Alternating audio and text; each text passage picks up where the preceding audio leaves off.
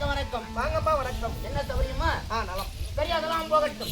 பிரம்ம சத்திரிய வைசிய சூத்ரான் சொல்லப்பட்ட நான்கு வண்ணத்தாரும் அமிர்க்கும்படியான லட்சுமிராஜ்ய முதல் சபையை முன்பாக தற்பார் நான் வந்தேன். யார் என்பது விளக்கம் தெரிகிறதா? பார்த்தால் மகாலட்சுமி போன்று ஒரு தோற்றம். அம்மா கழுத்துல மாங்கல்யம் இருக்கு, இருக்கின்றது, பொட்டு இருக்கு, பொட்டிருக்காடி இருக்கு. நீங்க யாரு, என்ன ஊரு ஒண்ணும் புரியலம்மா. விளக்கம் தெரியவில்லை. தெரிவிக்கிறேன்.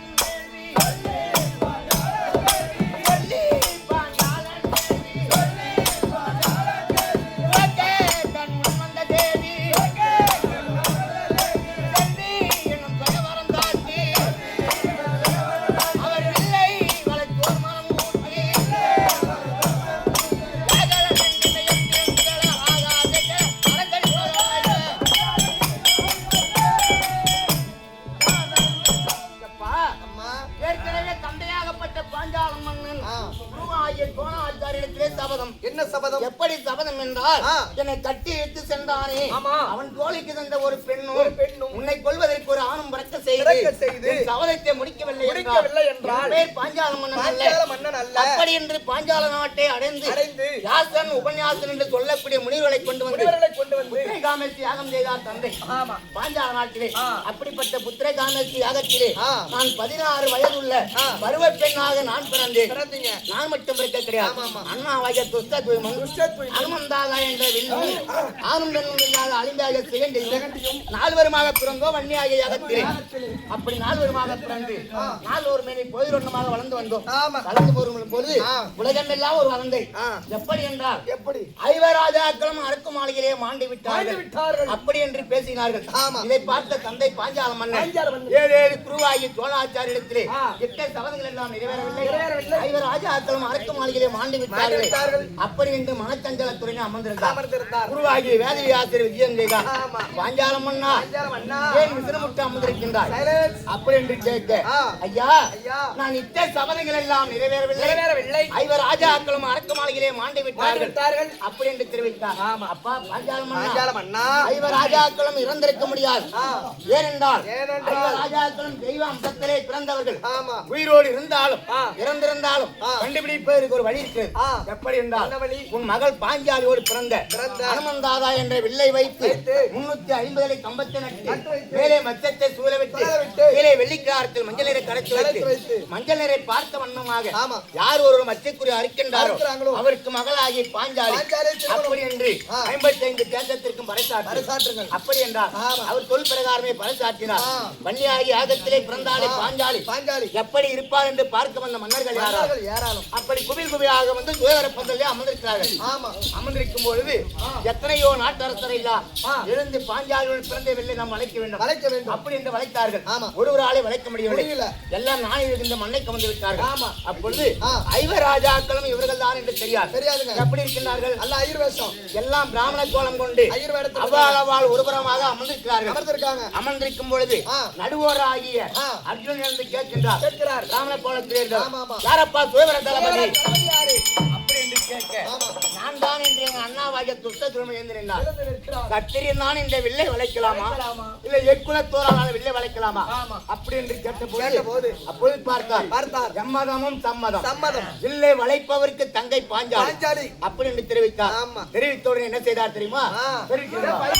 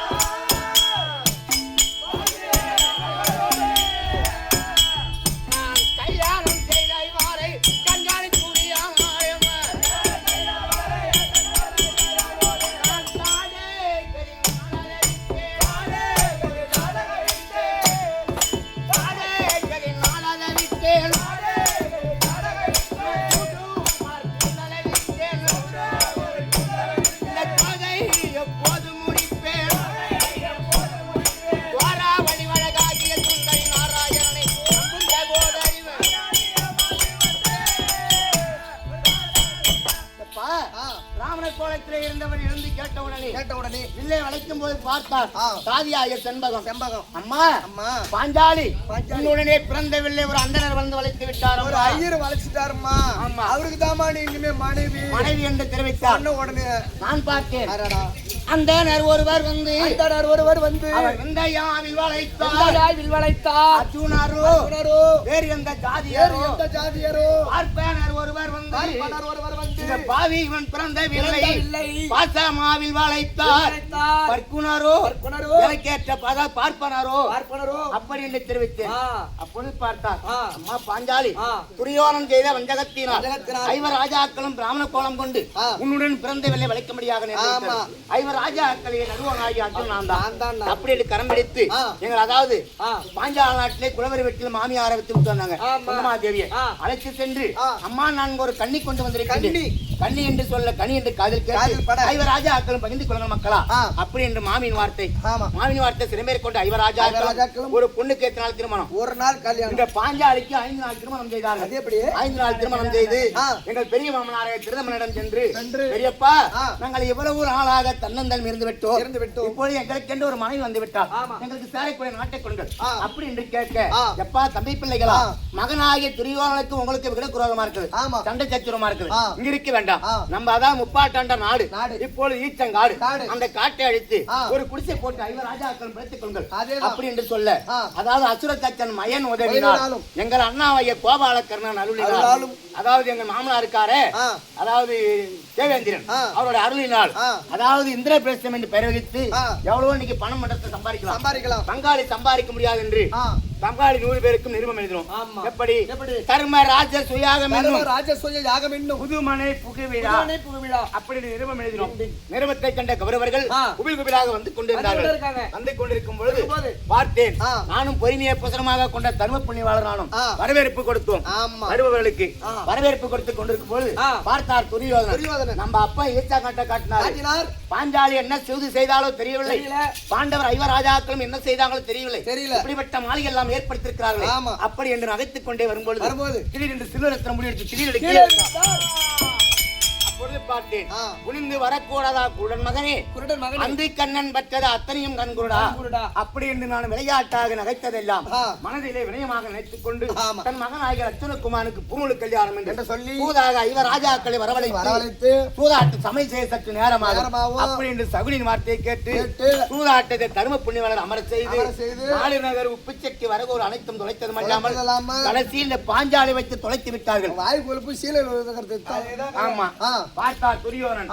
தம்பி துர்ச்சாதனா அன்று ராஜசூயாகத்திலே குளிந்து வரக்கூடாதா குள்ளன் மகன் என்று கேட்டாளே அந்த பட்டிசிரிக்கு பாஞ்சாலி அவளை சும்மா விடக்கூடாது, நம் தாயாகிய காந்தாரியத்தில் இருக்கின்றார், அவளை இழுத்து வந்து இந்த ராஜாக்கள் முன்பாக என் வலது துணை மேல் அமரச் செய்யடா அப்படி என்றார். சொன்னாங்க. ஓடி வருகிறார் சிங்கம் போல அடியே மதனி அப்படி என்றார். ஒரு அண்ணன் மனைவி அந்நியமாக நினைக்காது, பெற்ற தாய்க்கு சமமாக அவதூறான வார்த்தையினால் அடியே மதன் என்கிறாயே, மட்டு மருங்கு மரியாதை இல்லாமல் என்னை பொட்டானவே வந்தாலச்ச புத்தி இல்லாமை தூணாரே ஒட்ட முடி உங்கள் அண்ணன் சூழ்ந்திருக்கும் இந்த சபை நடுவே வர சொன்ன வீதம் இன்னதென்று அருகிலே உங்கள் அண்ணன் அழைத்து வர சொன்னார். ஆண்கள் சொந்த சபைக்கு நான் வரக்கூடாது பார்த்தார். மறுபடியும் சென்று சொன்ன பொழுது தம்பி கை தொட்டு இருக்காது அரண்மனையிலே காய்மாற்றி என்று சொல்லும்படியான பொன்னால் அலங்கரிக்கப்பட்ட பொன் சுருட்டி கொடுக்குது அவ கூந்தலை இழுத்து வந்து என் வலது துணையில் அமர செய்யடா அப்படி என்றார். மறுபடியும் ஓடி வருகிறார். எங்க மாமியா காந்தாரி பிடிச்சிட்டான்.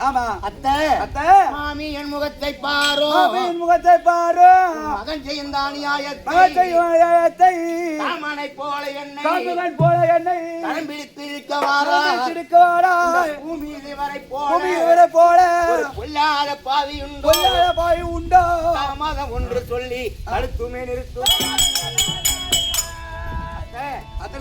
மக்களை பெத்த மகராசி 100 பிள்ளைகளை பெத்த புண்ணியவதி. நீங்க பெத்த புள்ள இந்த துர்ச்சோதனை என்னை ஒரு அண்ணன் மனைவி என்னும் மாறாமல் அவதூறான வார்த்தை பேசி தொட்டு இருக்கவரார்.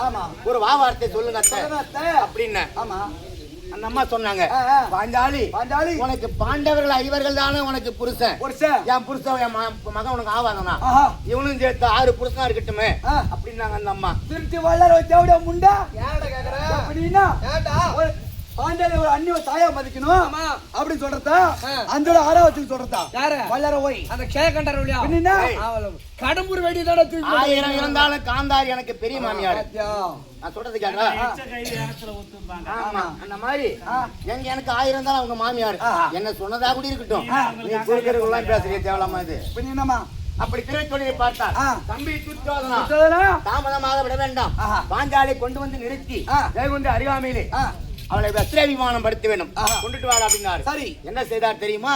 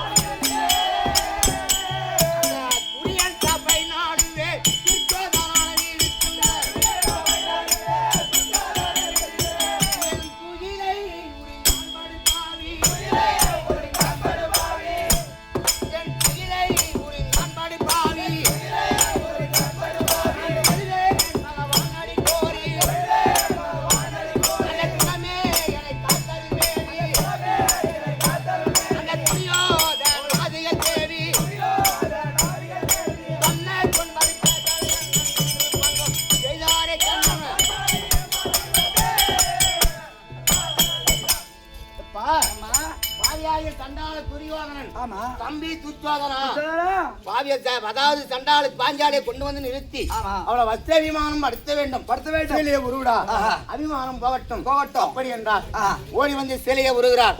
அப்பொழுது பார்த்தேன் யாரே கத்துன கதறன ஒருவரும் ஆவார்த்தை பேசவில்லை. அப்பொழுது யார் நினைக்கிறேன் இருக்காங்க.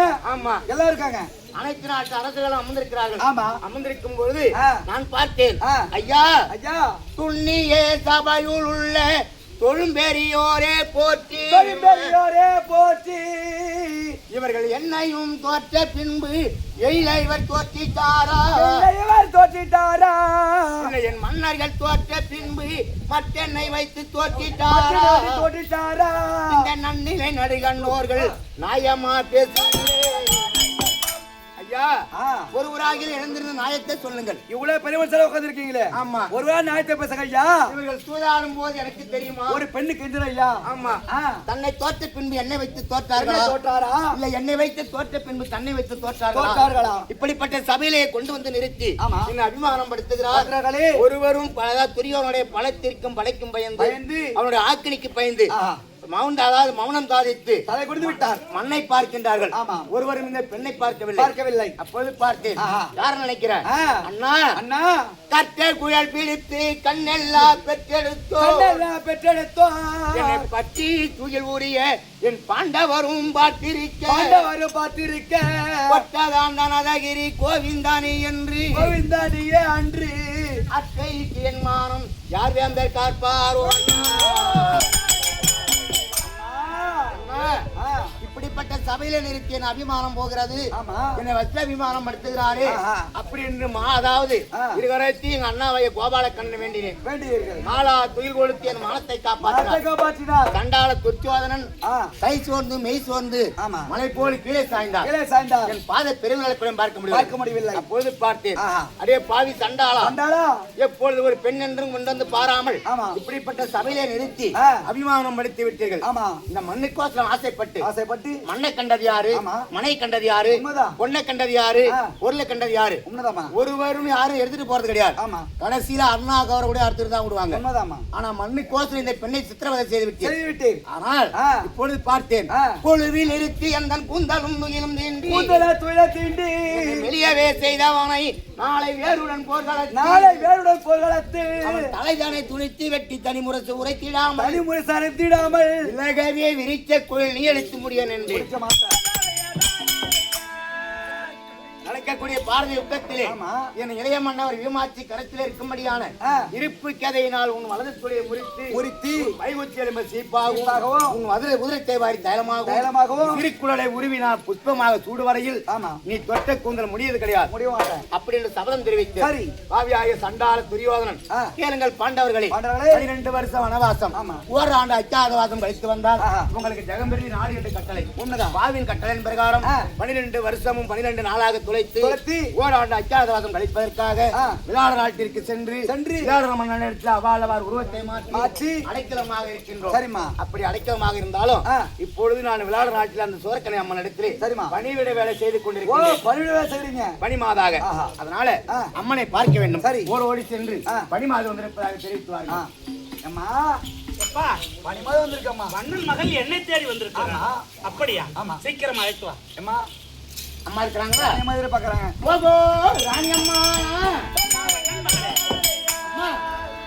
அலங்க சண்டம்மாரைக்கோ அம்மா மலர்ந்து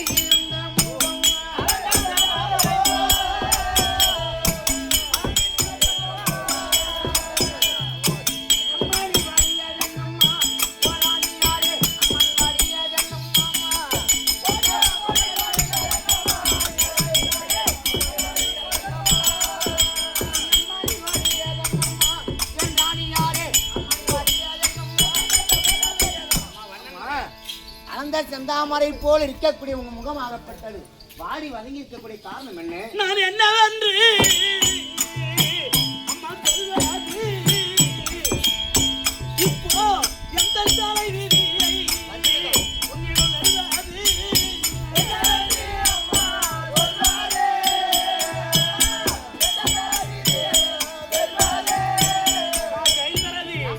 இன்னைக்கு மன்னன் இல்லாத பாவி எனக்கு மகிழ்ச்சி இல்லையா அம்மா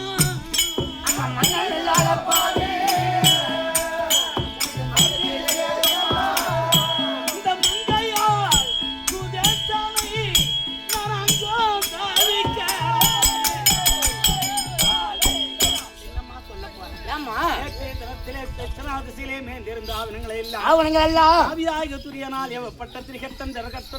நடக்கி சென்றதாக யாதவ பிள்ளைகள் என் பதியாக மன்னரத்திலே முறையிட அடபூபதியும் எங்குப்பட்ட அண்ணா கயிறு கட்டின ஆண்கள் அனைவரும் படையெடுத்து சென்றார்கள் வருவதற்குள்ளாக இன்றைய தினத்திலே வடகோடிகானகத்திலே மேல் இருந்த வண்ணத்துக்களை சாதனங்களை எல்லாம் துரியோதனன் தம்பிமார்களோடு ஜனாஜேனிகளோடு வந்து மடக்கி செல்வதாக முறையிட்டார்கள் என்ன செய்வது என்று மனத்தழக்கமாக இருக்கும் பொழுது மகனாகிய உத்திரன் அம்மா எனக்கு விடை கொடுத்தால் துரியோதனுடைய ஜானை எல்லாம் வாரி சூறையாடி ஆட்டு மந்தைக்குள் புலி புகுந்த பாவனை போல நம்முடைய ஆவணங்களை எல்லாம் கொண்டு வருகிறேன் என்று துடிக்கிறான் அவனோ செரு குழந்தை பய மரியாதைத்தனமாக பேசுகிறான் அதோடு மட்டுமல்ல எனக்கு ரதம் நடத்துவதற்கு ஒரு ஆள் இருந்தால் நான் அஜயனித்து வென்று வருகிறேன் என்று ரதச்சாரதிக்கு யாரும் ஆள் இல்லையே என்ன செய்வது என்று மனத்தழக்கமாக இருக்கிறம்மா அம்மா அம்மா அம்மா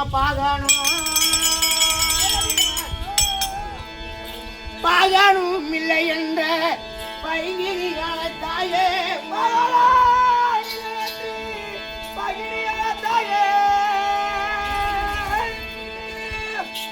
நாகரீகமான பேரி கதவில வல்லத்தீர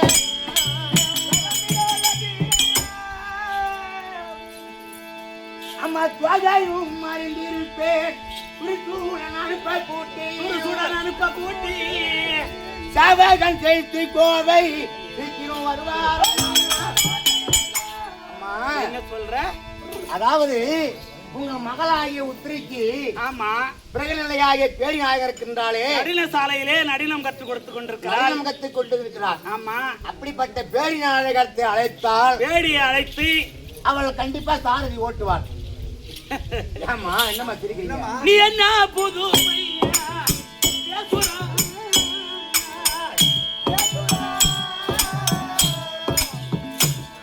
அந்த பேடி தன்னை நாடி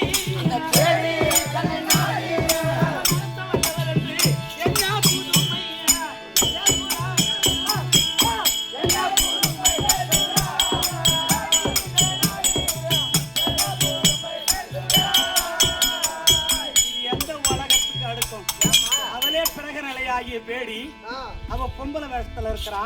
அவ என் மவளுக்கு நடினம் கத்து கொடுக்கறா. அவளை போய் அனுப்பணும்னு சொல்றியே. கண்ணீசீர் ஒன்மணியே இந்த மன்னர் மனங்களிக்க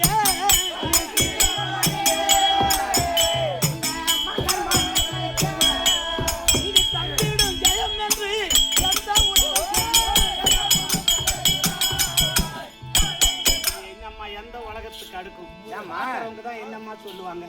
நீ இவ்வளவு புடியாதமா பேசுறியே. அம்மா அவளுக்கு ரதம் அம்மா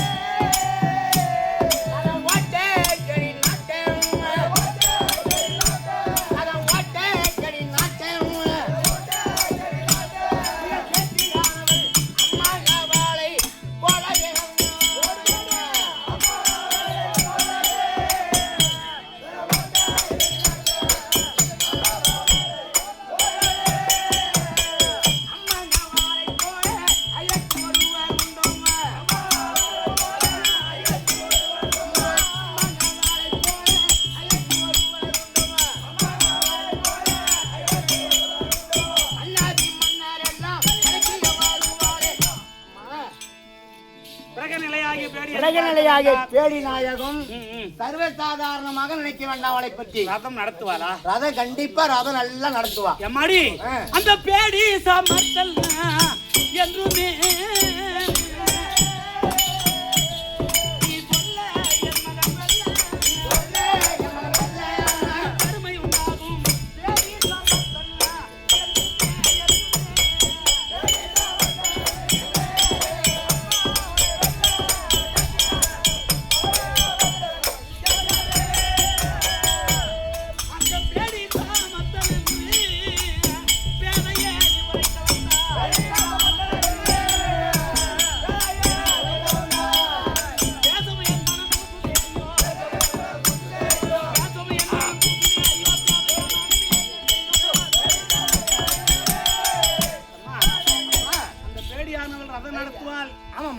வில்லு எடுப்பால் மல்லும் புரிவான்னு சொல்றேன். எனக்கு என்னமோ இது ஒண்ணும் சரி. அம்மா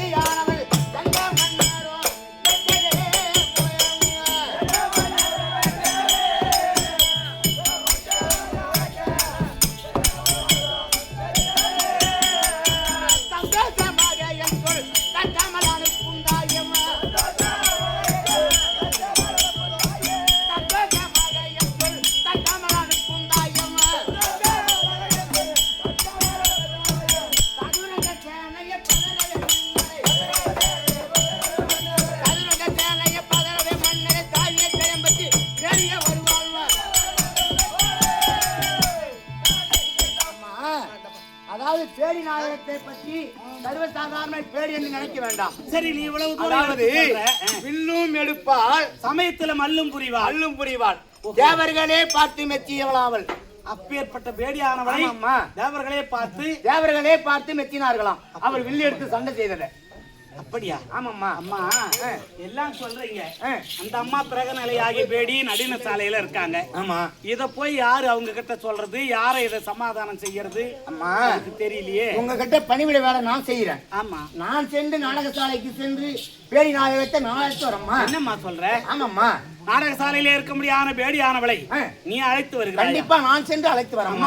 பேடியானவளை நீ அழைத்து வருவதாக இருந்தா என் மகனாகிய உத்திரனுக்கு நான் ஆறுதல் சொல்லி அவளோடு அனுப்பி உங்க மகன் உத்திரகுமாரன் ரெடி பண்ணி வைங்க. ஒண்ணும் பண்ணவா, நான் சொல்லிடு.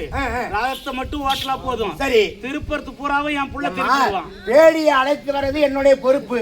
உங்க புள்ள உத்திரகுமாரன் சம்மதிக்க வைக்கிறது உங்க பொறுப்பு. அது நான் பாத்துக்கிறேன். என் பிள்ளை திருப்பிடுவான்னு எனக்கு எண்ணம் இருக்குது. ஆகட்டும் அம்மா, நாடக சாலைக்கு போகிறேன். உடனே பெரிய நாயக அழைத்து வருகிறேன். மன்னன் மகளானது ஒரு வருஷ காலம் உண்ண உணவு, உடுத்துவதற்கு ஆடை, உப்பு இட்டவங்களை உள்ளளவு நினைக்க வேண்டும். பால் வார்த்த வீட்டுக்கு பயிர் நினைக்க கூடாது.